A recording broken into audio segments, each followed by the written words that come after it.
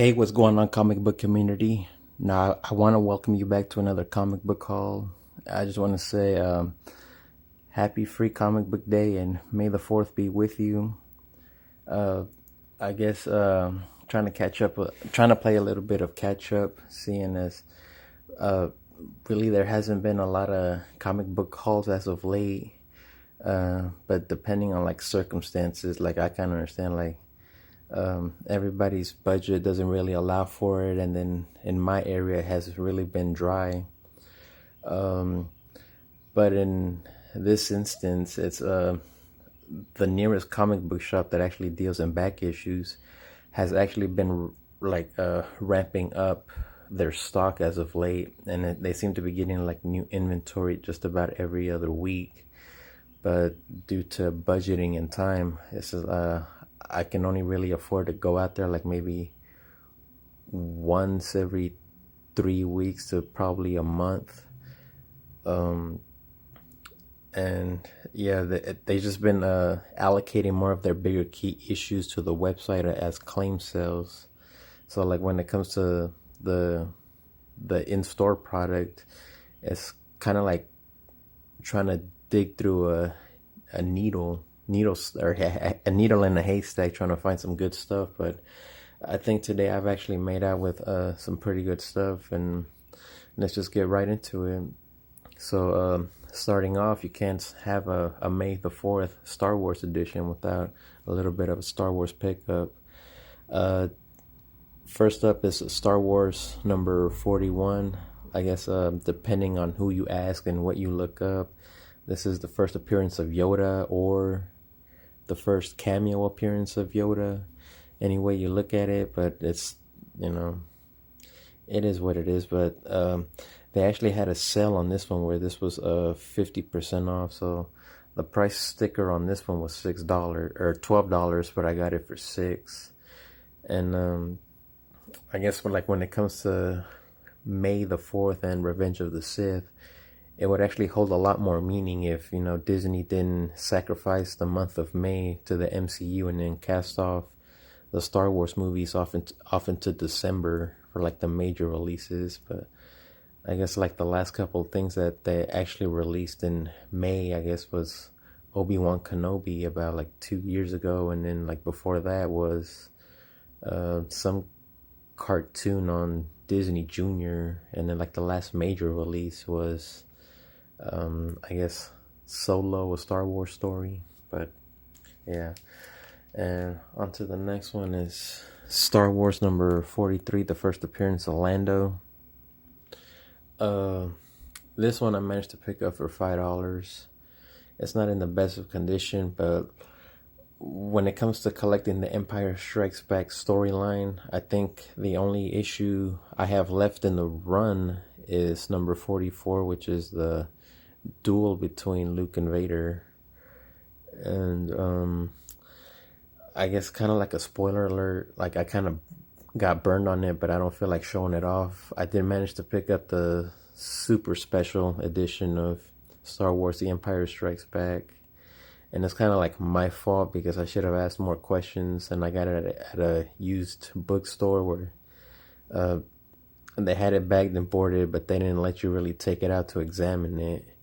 And after I bought it, I noticed that on the receipt it said no refund or exchanges, and it was advertised as like a very fine minus condition. But when I opened up the book, like the cover basically got detached because like someone tried to super glue it back on there with I guess like that cheap stuff. And I guess I kind of got burned on it, and I paid what it kind of retails for, like $10 to $15, and I paid $12 for it. But I guess I gotta eat that one, so it's not really anything to show off.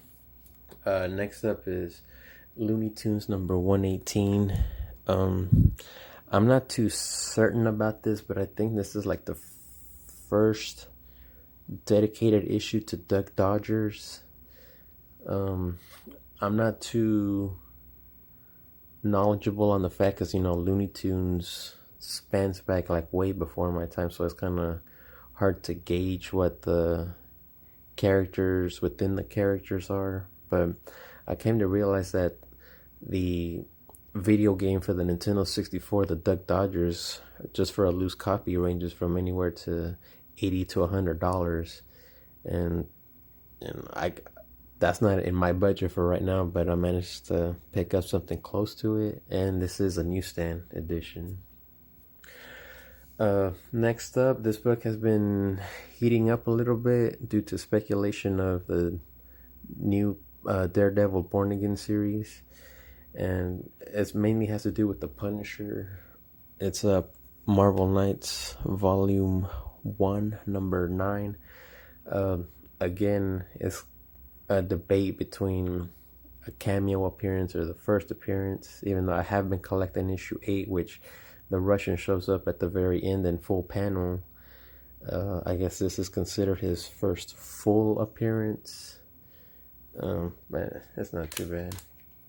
And I've been seeing this a lot on people's channels, although I've never been actually personally been able to find a copy until now.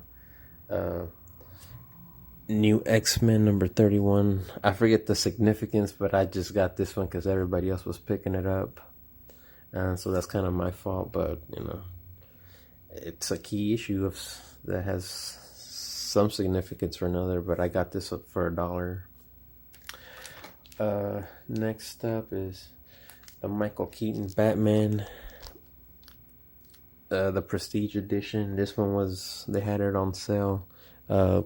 They had it for 10, I got it for 5. The Flash movie didn't do too good. The Batgirl got canceled, so that might have been the very last time we ever get to see Michael Keaton wear the suit again. And I just managed to finally actually get a copy of this. Next up is Detective Comics number 872.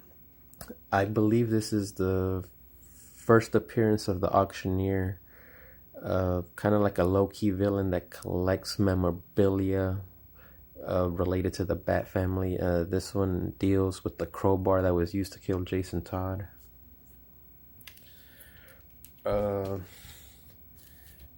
Batman: The Adventures Continue number 1.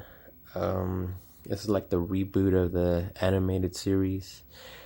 This one was actually on sale, but apparently it's still like a key issue that goes from $10 to $15. And the cashier was actually questioning if this was actually in their back issue bins for $2. And with their little sale, I got this for $1. So yeah, there's that. And one of the more, I guess, off-brand is a StarSpangled War Stories. I think this is issue number 110. I mainly got this for the dinosaur cover. It's in really terrible condition, but it was half off. They had it for 20. I got it for 10. And I mainly got it because it kind of mentions the Suicide Squad on there. The Suicide Squadron's mystery mission. And I've been kind of saving up a little bit of pocket change, mainly to grab some more like Suicide Squad key issues. Mainly because the market has really dried up on those. James Gunn really, aside from Peacemaker, has no, like, I guess, incentive to continue that side of the DCEU. And I guess next up it's another X-Men number 4. This one's a newsstand. I paid $10 for this one. The first appearance of Omega Red. This one doesn't really partake in like the X-Men 97 hype. I mainly got this because Omega Red appears in Marvel Superheroes vs. Capcom, the arcade fighting game, and I managed to actually pick up a copy of that game and got it running for my Sega Saturn, so I finally can tie that into another hobby of mine. Next up is like more Punisher stuff relating to Daredevil. Issue number 3, I got this one on sale as well. They had it for 10. I picked it up for 5. I just have 2 more issues to pick up in the mini series. So anytime I can get these for under $5, it's a win in my book. I picked up issue number 1. What was it, for $15-18? I picked up issue number 2 in the dollar back issues, and I managed to pick this one up for $5. And relating, kind of going back to their claim sale, along with I'm at a loss for words here, their free comic book day sale, I managed to pick this one up for $12 plus the discount, and I finally was able to pick a decent price for this. It's Superman annual number 11, the first appearance of the Black Mercy. It's the famous episode of Justice League, so I kind of finally was able to parlay that into another bigger key issue relating to the animated series.